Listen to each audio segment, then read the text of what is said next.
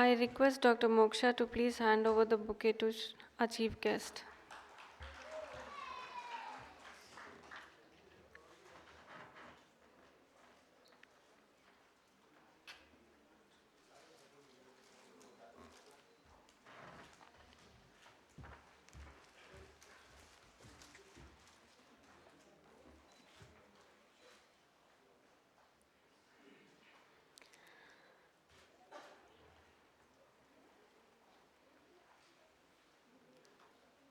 Moment. I request Moksha sir to please hand over the memento to Raghuraj.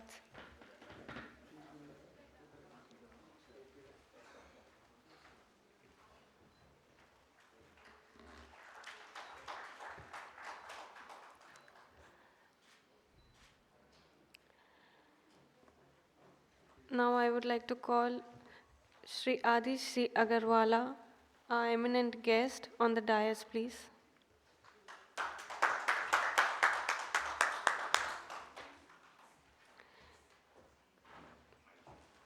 Adish C. Agarwala is the former president of Supreme Court Bar Association. I would like to former president supreme court bar farmer तो ऊपर चले जाते हैं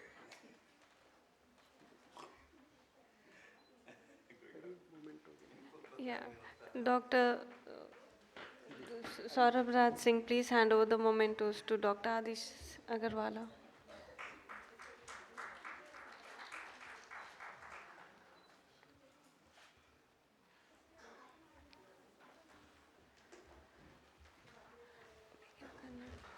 इन लोग को बुला के क्या बोला?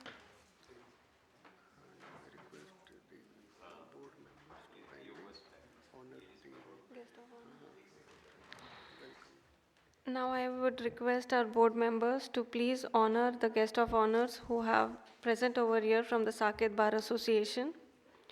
Advocate Hitesh Baisala, Additional Secretary, Saket Bar Association.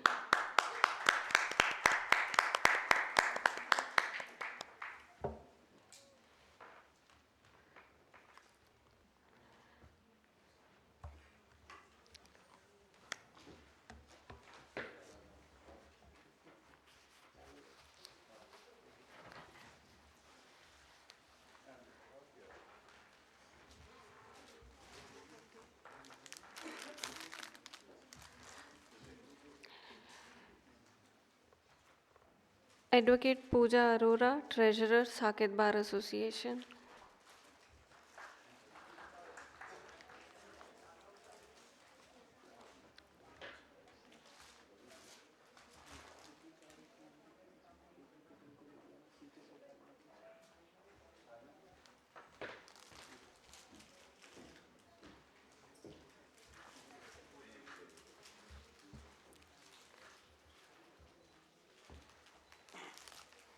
Advocate Yamini Sharma, Senior Member Executive, Saket Bar Association.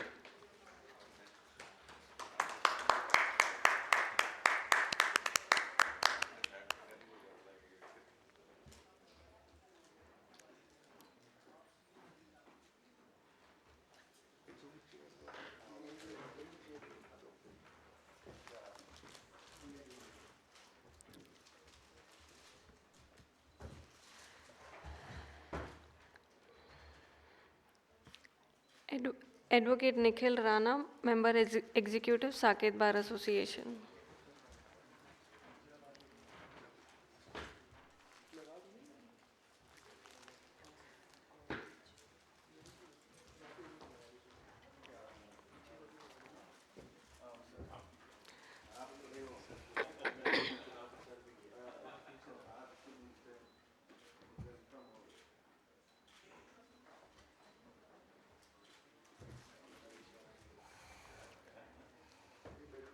Advocate Garima Singh, Lady Member Executive, Saket Bar Association.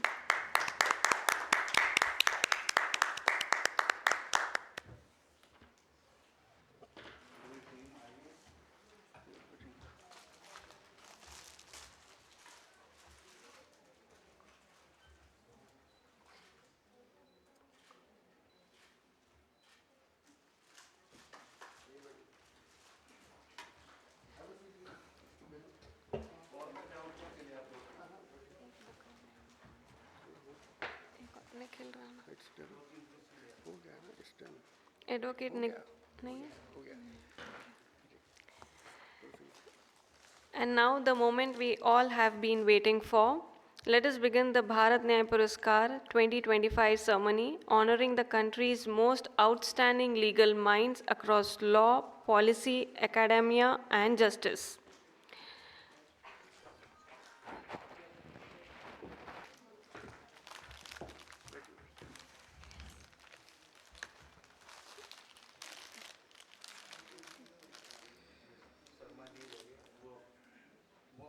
वही पहले अब ये हमारा कंप्लीट नहीं होता प्रोग्राम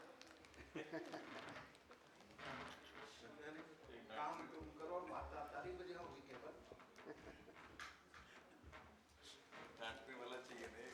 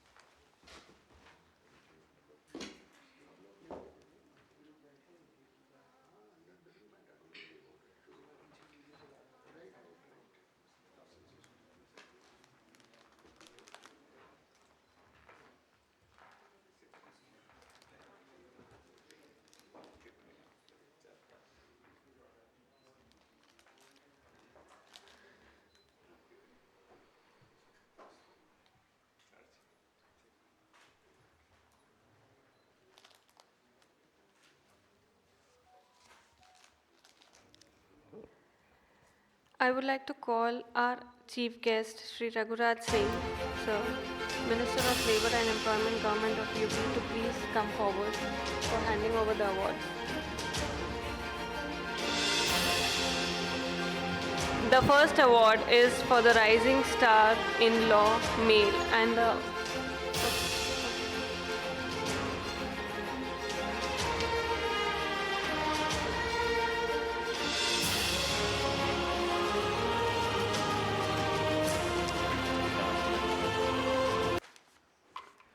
है ना.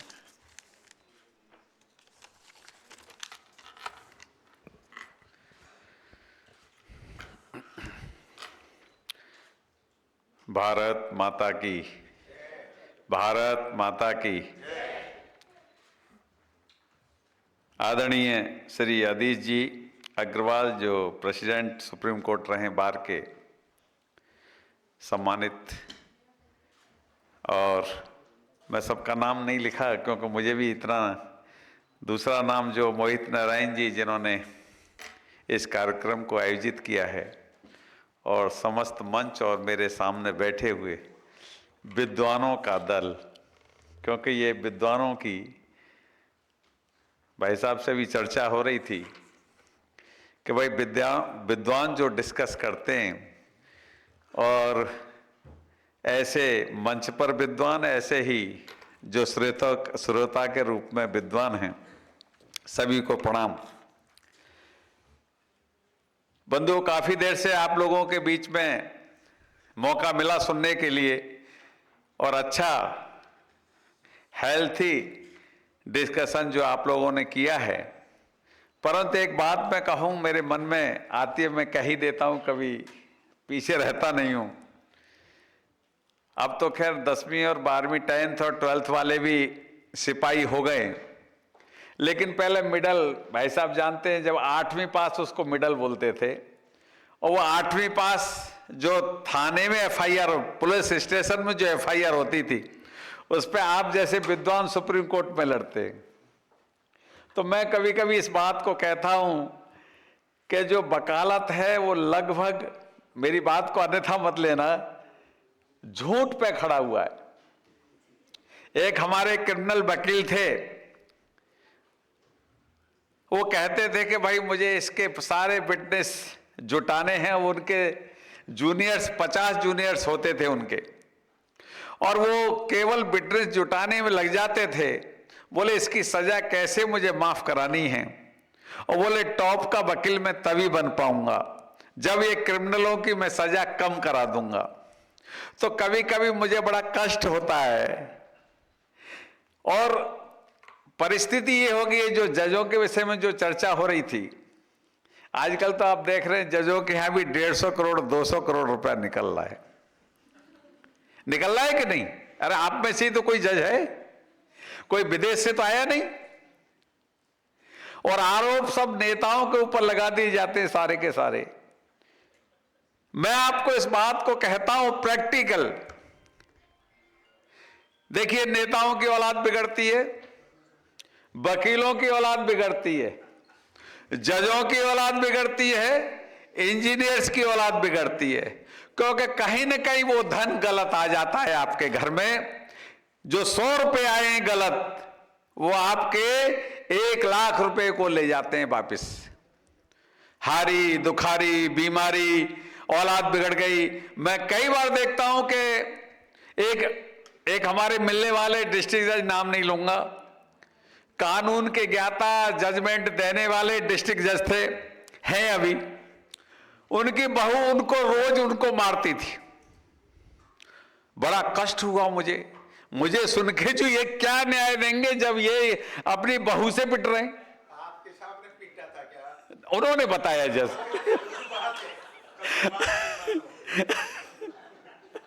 अरे जी, उन्होंने जब बताया तो मेरी आंखों में आंसू थे।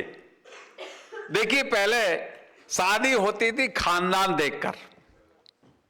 अच्छा, होती थी कि नहीं बताइए? पहले पैसा नहीं देखा करते थे, ये देखते थे खानदान, किस खानदान की लड़की है, किस खानदान की बहू है, और ये खानदान का सम्मान बढ़ाएगी। अब शादी किस पे हो रही है?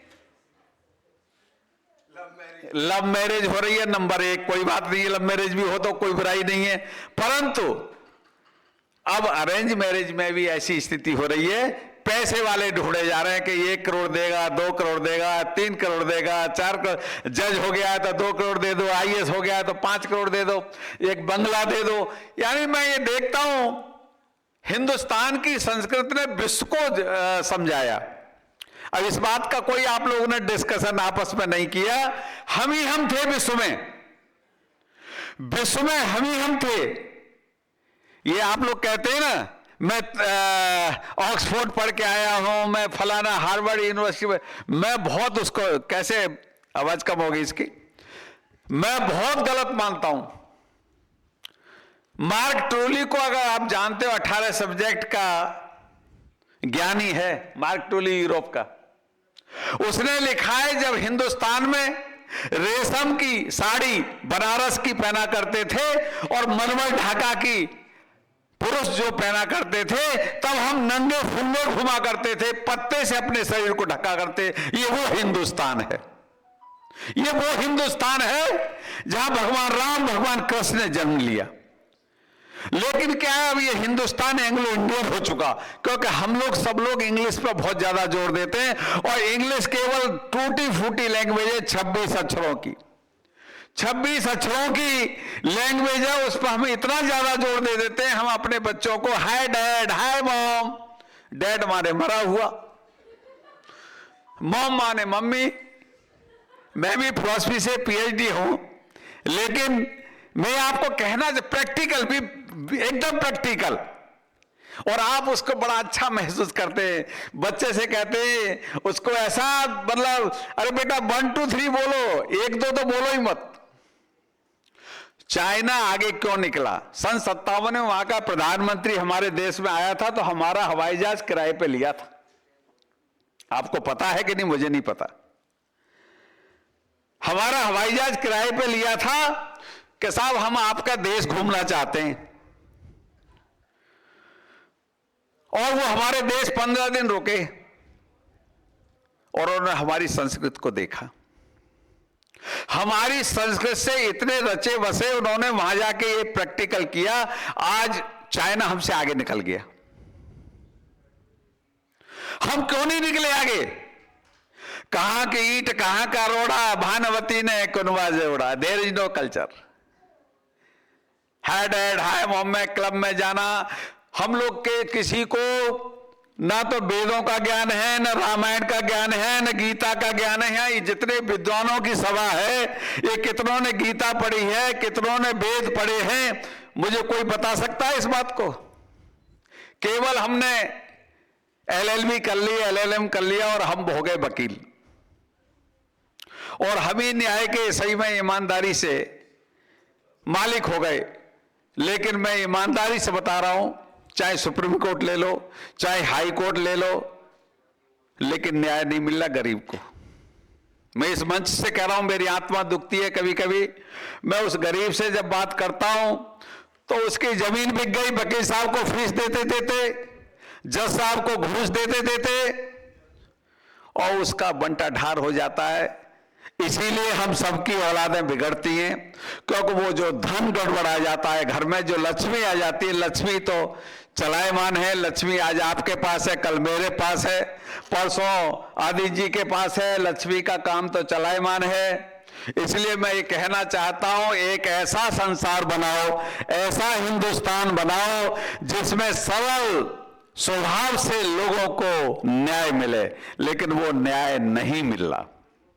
और ये हमारी राष्ट्रपति महोदय भी कह चुकी है कि हम वकीलों को भगवान मानते हैं, हम जजों को भगवान मानते हैं, क्योंकि गांव में पढ़े लिखे लोग होते नहीं थे वो उनके टाइम में इतने। तो उन्होंने कहा इस बात को, जजों की सभा में कहा इस बात को, लेकिन फिर भी उसके बाद भी 150 करोड़, 200 करोड़, 250 करोड़, ये सबको पता है कि सब यहीं रह जाएगा। लेकिन हम 7 पीढ़ी का इंतजाम करके जाना चाहते हैं, 7 पीढ़ी तक हमारे घर में कोई कमी न रहे, ये हमारी सोच और हमारी भावना बन गई है मेरे बंधुओं। इस कारण हम लोग अपने आप को फेलियर महसूस करते हैं।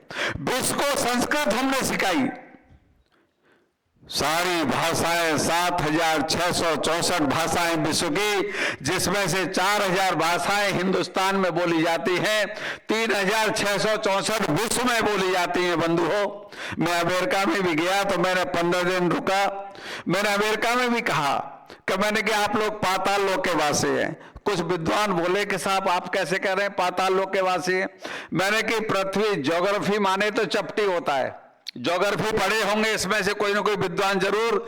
ज्योग्राफी का मतलब है चपटी, भूगोल नहीं है, लेकिन हम पढ़ रहे हैं ज्योग्राफी, हिस्ट्री, ज्योग्राफी, बेवफा रात को पढ़ो दिन में सफा, ये जो हम लोग पढ़ते जाते हैं, लेकिन हमको ज्ञान नहीं है कि हिस्ट्री ज्योग्राफी का मतलब क्या है। भूगोल, हमारे विद्वानों ने भूगोल क्यों कहा? कि पृथ्वी गोल है, इसलिए भूगोल कहा। ज्योग्राफी माने चपटी, लेकिन क्या है, हम ज्योग्राफी और हिस्ट्री को हम बहुत बाहर से आए हुए लोगों को ज्यादा महत्व देते हैं। जैसे योग का योगा कर दिया, अब योगा कर दिया तो हम लोग उसको ज्यादा ज्ञान देने लगे कि भाई योगा करने जाता हूं। अब बच्चों से पूछो किसी से तो योगा करने जा रहा हूं, किसी से पूछो, उनकी मां से पूछे क्या योगा करने जा रहे हैं। अरे भाई, योग तो हमारे से भगवान ने तांडव किया था, योग तो हमारे ही से प्रारंभ हुआ है। और मैं उस धरती से आता हूं जहां भगवान राम, भगवान कृष्ण ने जन्म लिया। विश्व में भगवान ने कहीं जन्म नहीं लिया। विश्व में, ये गारंटी के साथ चैलेंज कर सकता हूं, किसी पंथ में, किसी मजहब में भगवान ने जन्म नहीं लिया। जन्म लिया है तो सनातन में लिया है। सतयुग की स्थापना काशी विश्वनाथ से हुई थी, और अयोध्या में त्रेता में भगवान राम ने लिया, और द्वापर में मथुरा राम ने जन्म लिया। विश्व में भगवान ने जन्म नहीं लिया।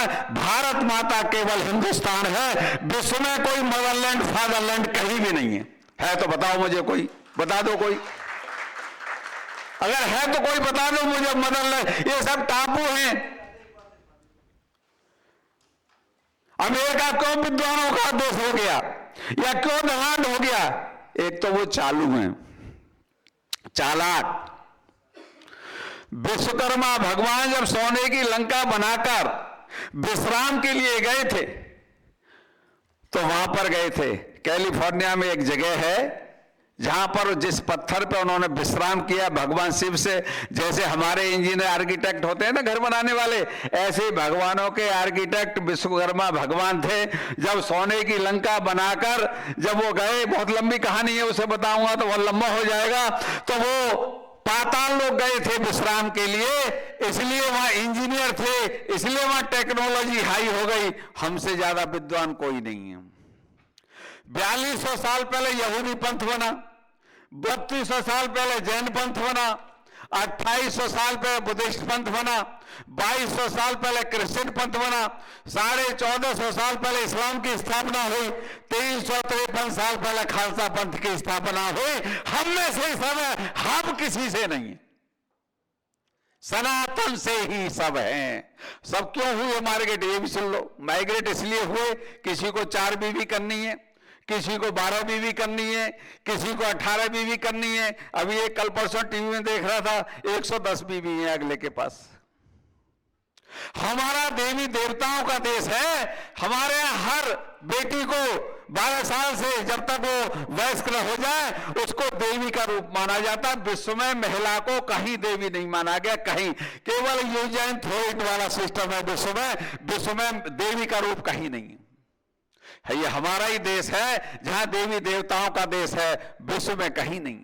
ये बड़ी गंभीरता से मेरी बात को रात को अपने घर जब जाओ तो सोचना कि विश्व में कहीं कोई एक कंट्री मुझे आप बता दो कि देवी देवताओं का देश है, तो मैं जो भी कहेंगे सो मैं तैयार हूं। तो इसलिए हिंदुस्तान ने ये सभ्यता दी, हिंदुस्तान ने जीना सिखाया, हिंदुस्तान ने ये सब कुछ सिखाया, लेकिन उसके बाद हम गुलाम हो गए। गुलाम क्यों हो गए? यहां 10 कुर्सी पड़ी हैं, अगर कोई लेडीज आके खड़ी हो गई तो हम कहेंगे आइए ना, बैठिए ना, बैठिए। हमारी संस्कृति जियो और जीने दो। हम किसी को प्रताड़ित नहीं करते, हमने किसी पर आक्रमण नहीं किया, लेकिन किसी ने हमारे ऊपर आक्रमण किया तब हमने उसे छोड़ा भी नहीं। ये हमारी संस्कृति है। अगर सोफे पे 3 आदमी बैठ सकते हैं और चौथा और 5वां खड़ा तो हम उसको भी बिठाना चाहते हैं। तो ये लोग सब लोगों ने क्या किया, आकर गद्दारी की हम लोगों के साथ। क्योंकि विद्वानों का देश था, विद्वान जल्दी से इकट्ठे हो नहीं पाते। जैसे बाहर का जब चुनाव होता है, मैं तो अपने अलीगढ़ की बता सकता हूं, ऐसी स्थिति होती है तो मैं, आप लोग सब जानते हैं, उस परिवेश से निकले हुए। बाहर का जब चुनाव होता है, कैसा चुनाव होता है आप लोग सब जानते हैं। प्रैक्टिकल की बात करनी चाहिए, क्योंकि सुनी सुनाई तो सब सुना देते हैं, लेकिन आप बीती बताओगे तो वो प्रैक्टिकल होगी। और प्रैक्टिकल के लिए हम सबको प्रैक्टिकल करना पड़ेगा या प्रैक्टिकल होना पड़ेगा। थ्योरिकल से बात बनेगी नहीं, क्योंकि हम केवल देखिए बीए कर लिया, एमए कर लिया, एलएलबी कर लिया और एलएलएम कर लिया, एक सीढ़ी आपने चढ़ ली। जैसे 3 सीढ़ी हैं तो आपने 15 सीढ़ी कर ली, 16। ज्ञान तो व्यवहारिक आपको समाज से मिलता है। सारा ज्ञान अर्जन जो होता है समाज से होता है, लेकिन उस समाज में ही आप बैठते हैं जिस समाज में केवल हाई डैड हाई मॉम वाले रहते हैं, तो वहां कोई व्यवहारिक ज्ञान आपको नहीं मिल पाता। हमारे देश में ही पैर छूने का सिस्टम है, बाकी किसी में नहीं है। हम ही देवी देवताओं के देश के वासी हैं, इसलिए हम सबका सम्मान करते हैं। और हम सब में महिला नहीं देखते, किसी में बहन देखते हैं, किसी में बुआ देखते हैं, किसी में चाची देखते हैं। बाकी जगह कहीं है क्या? आंटी और अंकल हैं बस। अब बताओ ना, आंटी अंकल है और कोई शब्द है ही नहीं। पता ही नहीं, पता ही नहीं। फिर बताओ उनको, नहीं इंट्रोड्यूस करो कि साहब ये हमारे साले हैं। हाँ, वो जीजा समझेगा, साला है वो जीजा समझेगा। भाई ब्रदर इन लॉ साला भी है और जीजा भी है। भाई डियर माने प्यारा प्यारी, डियर माने हिरण भी है। तो ये जो है, मैं इस बात को कहना चाहता हूं आप लोगों से, अपनी मातृभाषा को, अपने देश की भाषा को ज्यादा आप बढ़ाओगे तब देश बढ़ेगा। मैंने चाइना का उदाहरण इसलिए दिया है कि आप यहां पर गुलामी की लैंग्वेज को बड़े अच्छे ढंग से बोलते हो, तो मुझे कष्ट होता है। इस गुलामी की लैंग्वेज में हेल्दी डिस्कशन नहीं होना चाहिए, ये हमारी स्वदेशी भाषा में होना चाहिए, जिससे कि लोगों पर भी अच्छा असर पड़ेगा। ये आज से जरा मेरा एक सुझाव है, वैसे आप मानेंगे कि नहीं मानेंगे मुझे नहीं पता, लेकिन मेरा सुझाव है इस बात का। क्योंकि हम अपने देश से और अपने घर से, परिवार से, खानदान से प्यार नहीं करेंगे तो हमारी इज्जत नहीं बढ़ेगी। आज भी पूछते हैं कहां के रहने वाले हो, किस खानदान से हो, तुम्हारे पिताजी क्या करते थे। तो इसलिए बंधुओं, यही देश था जिसमें विश्व जीरो हमने दी, हमने सब कुछ हमने ही दिया है, जब जाके संसार चल रहा है। आज भी देखिए, ब्राजील एक ऐसा देश है, कभी अमेरिका उसको जीत नहीं पाए। क्यों नहीं जीत पाए? ब्राजील ने हमारे राजा महाराजाओं की किताबें पढ़ी, उसने कहा कि भाई राजा कैसे बलशाली थे, लड़ा करते। विश्व में इतने बलशाली लोग राणा सांगा, महाराणा प्रताप जैसे लोग नहीं हुए। अब्राहम लिंकन सन 57 में हमारे 56 में हमारे देश में आना चाहते थे, तो उन्होंने अपनी मां से पूछा था कि हे मां, मैं तुम्हारे लिए हिंदुस्तान जा रहा हूं, क्या लेके आऊं? तो उन्होंने कहा हल्दी घाटी की एक मुट्ठी रज ले आना। तो हमारे यहां ऐसे ऐसे योद्धा पैदा हुए हैं कि सर कट गया, धड़ से दुश्मनों को मार रहे हैं, विश्व में पैदा नहीं हुए। तो हमारी ही संस्कृत है, बाकी तो कहां की ईंट कहां का रोड़ा, भानुमती ने कुनबा जोड़ा। 3 साल 4 साल पाकिस्तानी लड़कियां रोज टीवी पे कह रही है मैं हिंदुस्तानी लड़कों से शादी करना चाहती हूं, जिससे कम से कम 60 साल शिकौर हो जाएंगे। वहां तो क्या है, जवानी लूटी और दूसरा एग्रीमेंट तैयार हो जाता है। यह हमारा ही देश है कि देवी है, देवी के सीता राम, राम सीता कोई कहता है, राधा कृष्ण, कृष्ण राधा कोई कहता है? बताओ, कहीं किसी पंथ में, मजहब में, किसी में हो तो बता दो। हमारी गीता का ज्ञान 18 अध्याय या 18 बार आपने पढ़ लिए तो आप ज्ञानी हो जाओगे। लेकिन क्या है, हम पे समय तो है नहीं पढ़ने का। हम सुबह शाम केवल केवल केवल धन के पीछे दौड़ रहे हैं और धन दूर भागा जा रहा है। किसी को फुर्सत नहीं है। कोई अपने पहले रिश्तेदार नातेदार के यहां जाते थे, 2 दिन 3 दिन रुका करते थे, आज तो शाम को जा रहे हैं। वो दामाद भी आता है तो कहता है मम्मी रोटी बना देना, पूड़ी नहीं खाऊंगा, और मैं शाम को मुझे जाना भी है, क्योंकि समय इतना उतावला हो गया और समय इतना एडवांस हो गया है। लेकिन गंभीरता से सोचो, इस बात को मैं कहना चाहता हूं कि आने वाली पीढ़ी के साथ क्या स्थिति होगी, क्योंकि आप स्वयं ठीक नहीं बन रहे और ना अपनी औलाद को ठीक बनाना चाहते हो, तो समाज कैसे चलेगा। अब एक एक बच्चा आप लोग पैदा कर रहे हैं, ना उसका चाचा है, ना ताऊ है, उसका कोई है, ना बुआ है, ना फूफा है उसका। ये बड़ी कमी आएगी। मेरे इस भाषण को आप 20 साल बाद याद करना, क्योंकि आज चाइना और रूस जो है बुजुर्गों का देश, ओल्ड मैनों का देश, ओल्ड वुमेनों का देश हो गए। तो इसलिए हम सबको ये हमारी बड़ी सोच हो गई है कि हम इंग्लैंड पढ़ाएंगे, अमेरिका पढ़ाएंगे। हमारे जैसे विद्वान देश विश्व में कहीं नहीं है। इसलिए हमें अपनी संस्कृति, मेरे 2 पुत्र हैं, दोनों को मैंने बाहर नहीं जाने दिया। थ्रू आउट फर्स्ट क्लास है। एक बेटा तो मुझसे बात कर 6 महीने उसने बात नहीं करी, क्योंकि उसकी इच्छा थी 1.5 लाख रुपए जमा करके उसने इंग्लैंड जाना चाहता था। हमने कुछ पंडितों से पूछा, हमारी पत्नी ने पूछा, तो उन्होंने कि ये वहीं रह जाएगा। हमने कि छोड़ो भैया, तू यहीं रहे, यहीं पढ़, क्योंकि यही देश एक ऐसा देश है कि ये चाहता है। वहां पर क्या भी देखिए, मैं एक होटल में आज दोपहर का लंच किया, बहुत बड़े आदमी है, नाम नहीं कहना चाहते। जब आज उन्होंने अपनी व्यथा सुनाई, लंच उनके यहाँ मैं नोएडा में कर रहा था, वो भी अग्रवाल समाज के, बोले एक बेटा एक बेटी, वो कैप्टन थे, मर्चेंट, बहुत पैसा कमाया, पत्नी एक्सीडेंट में अमेरिका में चली गई, और आज ऐसी स्थिति है कि बेटा और बेटी अमेरिका से यहाँ आना नहीं चाहते। और वो उनका इनकम पर डे की कितनी है पता है? 5 लाख।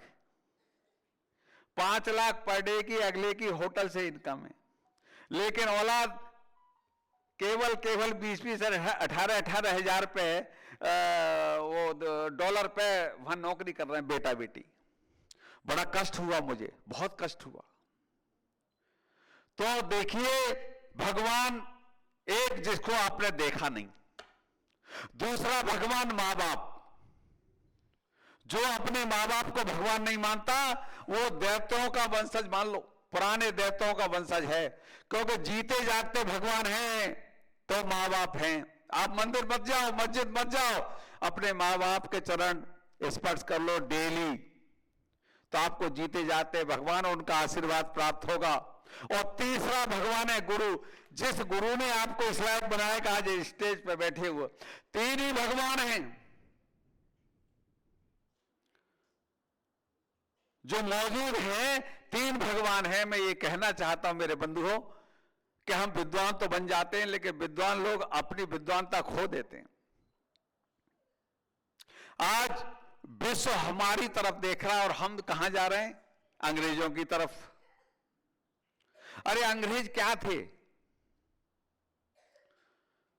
अंग्रेज ऐसे थे, हमारे पास आए, हमको ही लूट के और हमारे घर पे कब्जा कर लिया। डिवाइड एंड रूल वाली पॉलिसी हम लोगों की कभी नहीं रही। ये हिंदुस्तान 25 बार कटा, लूटा, पिटा, लेकिन हमारी संस्कृति कभी खत्म नहीं हुई। कंधारी कहां की थी? कंधार की थी।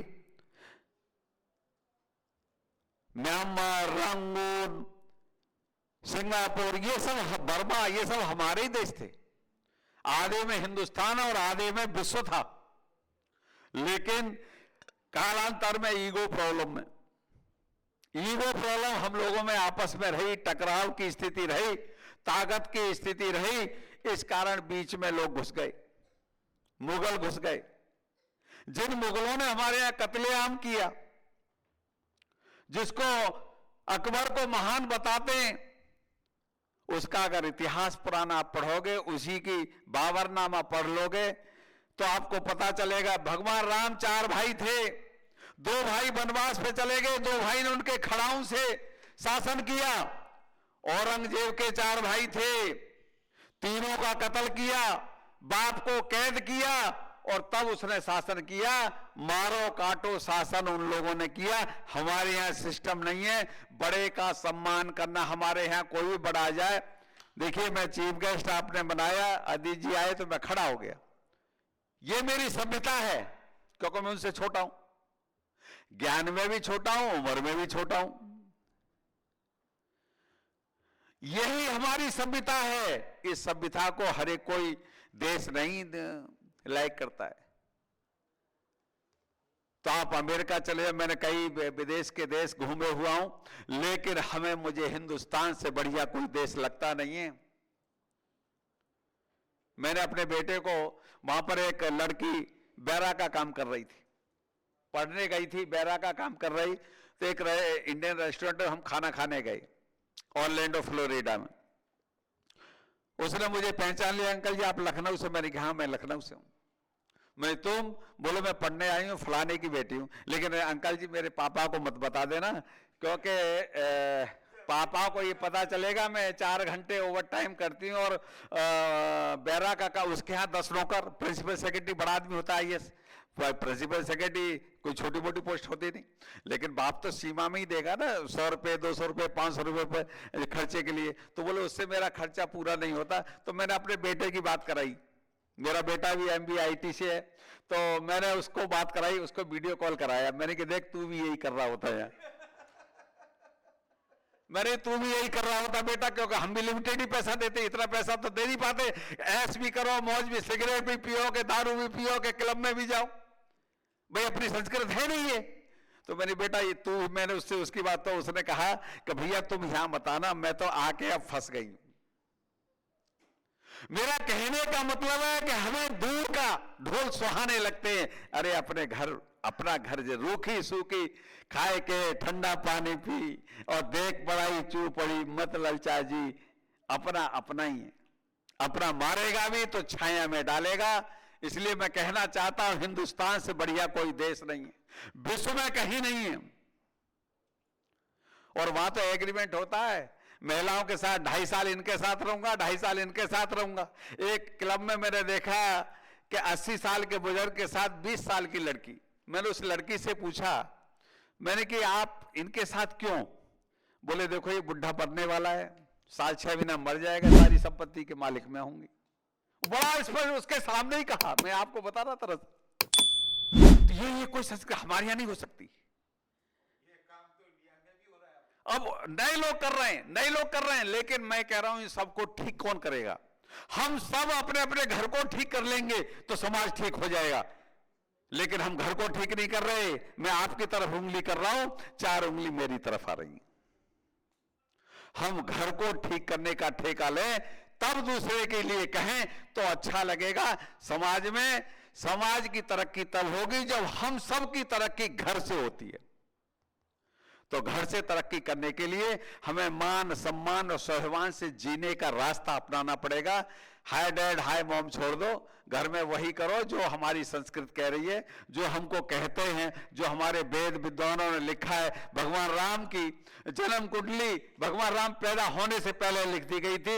ये वो देश है, ऐसे विद्वानों का देश। वाल्मीकि रामायण भगवान राम के आने से पहले ही लिख दी गई थी। तो इसलिए विद्वानों का देश है, हमसे ज्यादा कोई बड़ा विद्वान नहीं है। मैं आपसे आग्रह यही करूंगा, विद्वानों की सभा में आया हूं, मैं शायद हो सकता हूं आपसे कम विद्वान हूं, लेकिन कोशिश करिए मैंने सही बात कहने की, प्रैक्टिकल है, एकदम प्रैक्टिकल बात कहने की कोशिश करिए। मैंने कोई और भाषण आपको वैसा नहीं दिया, प्रैक्टिकल भाषण दिया है, क्योंकि मैं देश विदेश में भी जाता रहता हूं, तो वहां भी मैं इस प्रैक्टिकल को कहता हूं तो लोग सोचते हैं। मैं कहता हूं रात को मेरी बात को जाके सोचना। यही कहते हुए आपकी मंच को और आप सबके आयोजक को और मोहित नारायण को बहुत बहुत धन्यवाद। जय हिंद, जय भारत।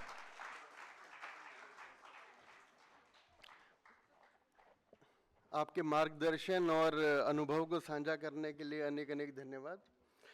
आपकी बात नोट की गई है और हम कोशिश करेंगे एक एक हिंदी में भी एक एडिशन जो है इस प्रोग्राम का लखनऊ में किया जाए आपकी सहायता से। जी, now I would request Manushi to continue with the further proceedings.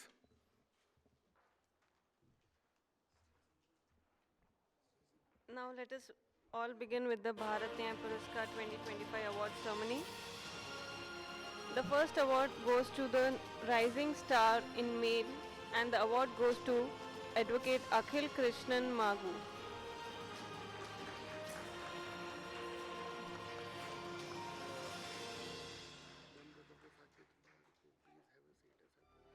I request the members of the Saket Bar to please have their respective seats downstairs. Yeah. After a group photograph, you can move down.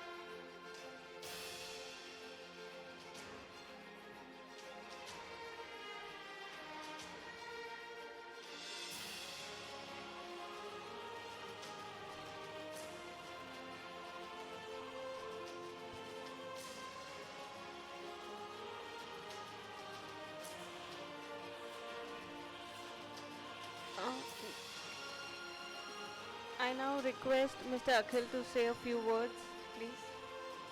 Can someone hand over the mic to him?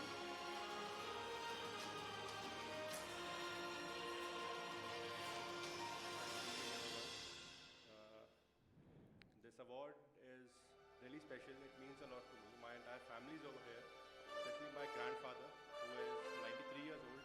And he's here especially to see me receive this award.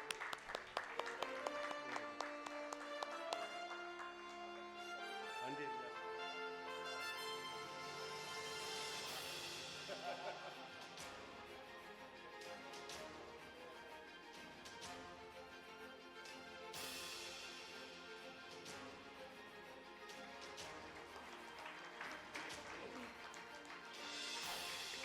My father, my mother, my entire family, my daughter. It is all because of their blessings, the hard work that I am here. Thank you so much for everything. Thank you.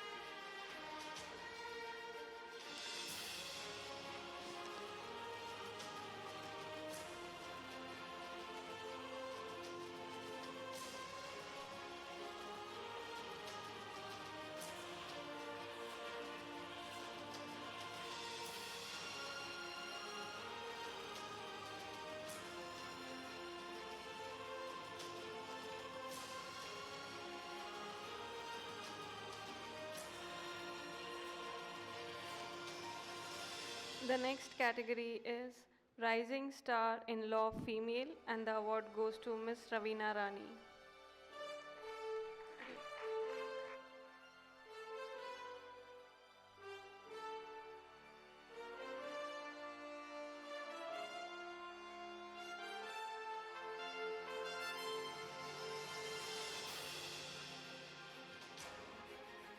Ma'am, I'd like to request you to say a few words.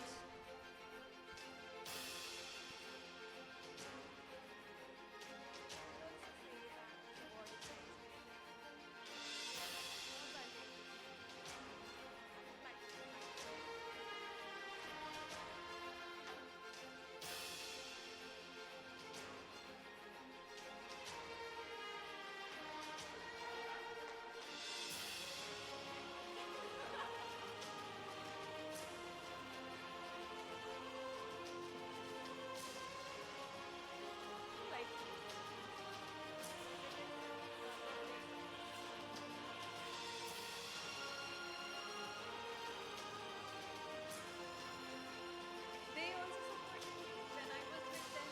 And I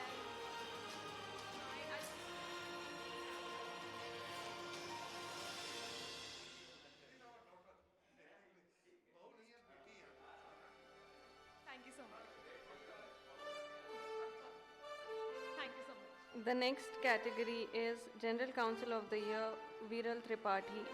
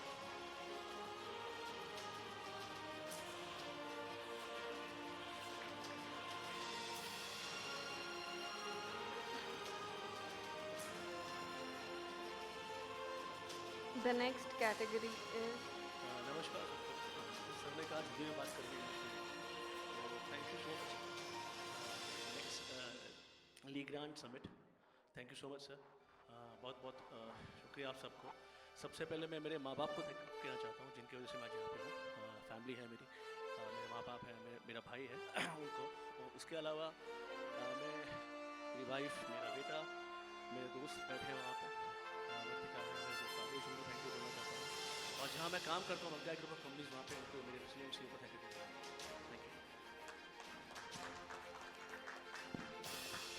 The next category is Social Justice Advocate of the Year, and the award goes to Attorney Miss Vasundhara Prasad.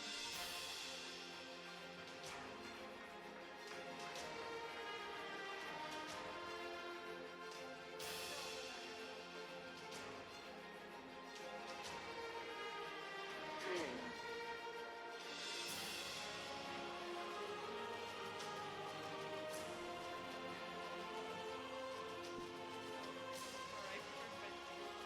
Thank you very much. It's been a long journey of 24 years for me. So I've received many awards in those 24 years. And I'd like to thank the chief guest. And as he very correctly mentioned, we value India and Bharat is rising once again. And even though I've studied from New York, I have immense respect for the culture and the traditions that we have, and we need to possess it, and we need to value it and respect it.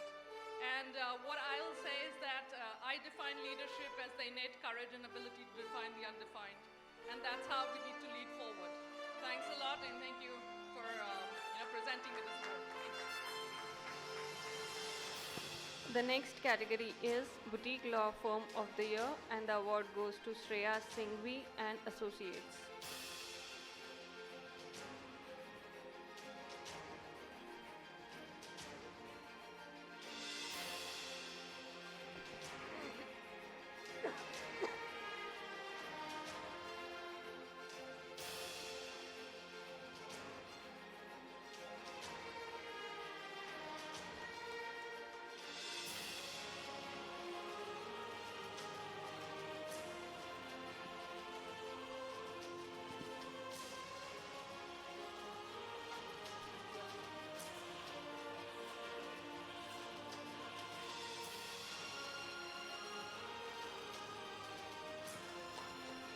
The next category is Best Legal Counsel, Technology Sector, and the award goes to Miss Anjali Sharon.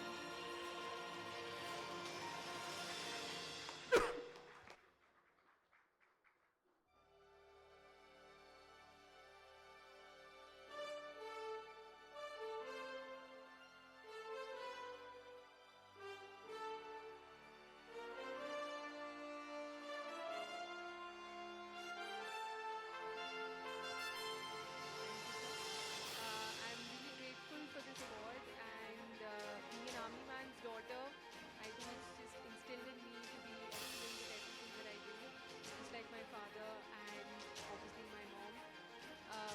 And I just want to thank everyone who thought that I was, deserving of this award. Thank you so much.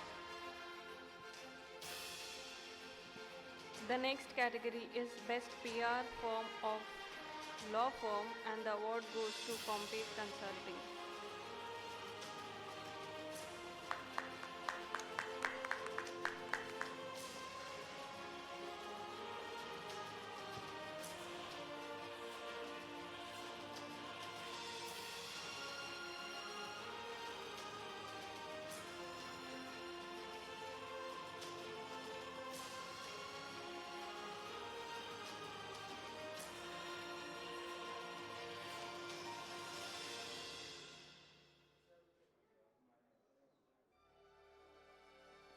The next category is GC Excellence in Crisis Management, and the award goes to Mr. Akshar K. Biani.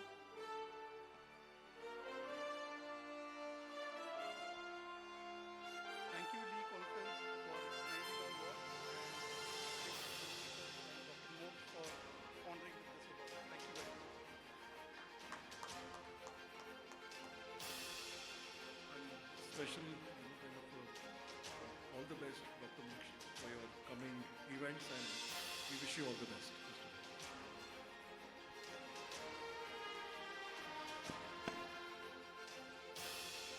Mr. Akshar K. Biani.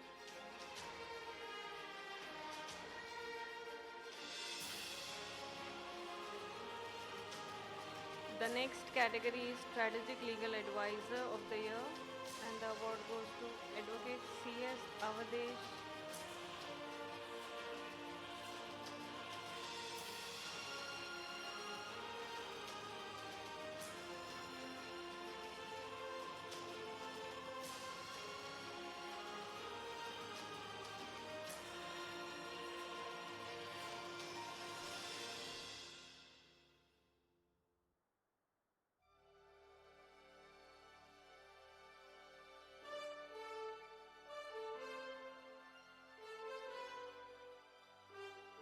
Hello hello मैंने जब doctor sir का जब मैंने सुना भाषण तो मुझे काफ़ी अच्छा लगा। मैं भी इसलिए हिंदी में शुरू कर रहा हूँ। मुझे अपने पिताजी की याद आ गई क्योंकि वो भी बहुत स्पिरिचुअल बातें करते हैं एंड बचपन से हम लोग वैसे ही सुना हुआ है, तो काफ़ी अच्छा लगा सुन के आपको। और मैं बहुत शुक्रगुजार हूँ ऑनरेबल गेस्ट का यहाँ पे। हरीश सर काफ़ी ही सीनियर मोस्ट लॉयर हैं, लेकिन बहुत डाउन टू अर्थ हैं एंड काफ़ी नॉलेजेबल हैं। एंड ऑफ कोर्स डॉक्टर मोक्ष एंड सौरभ, मैं सबका तहे दिल से शुक्रगुजार हूँ।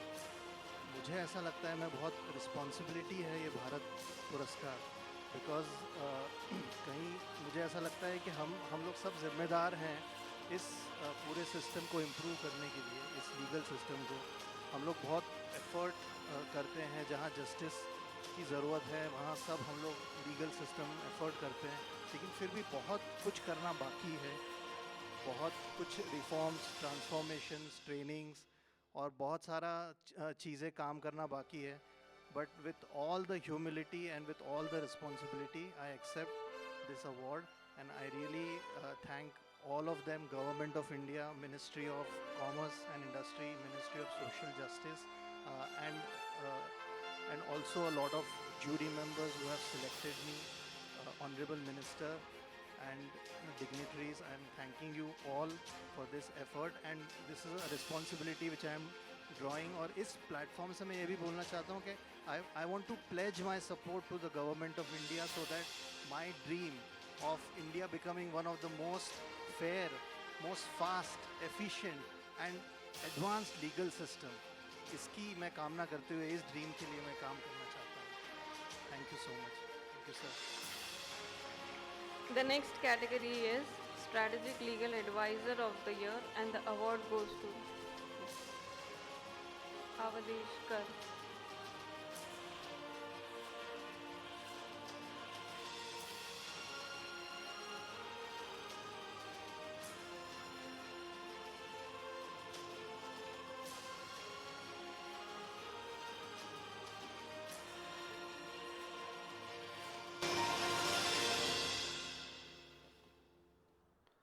Thanks for selecting me for this award.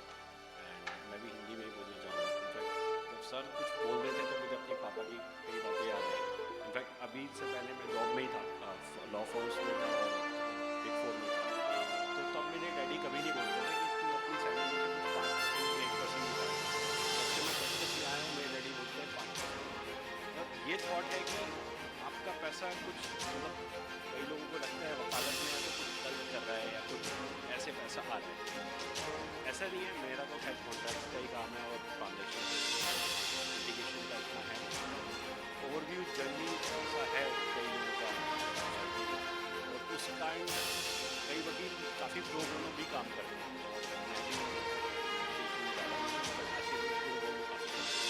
कई लोग लगता है कि अगर गलत हो तो उसको सपोर्ट करने के लिए ही हमारा काम है.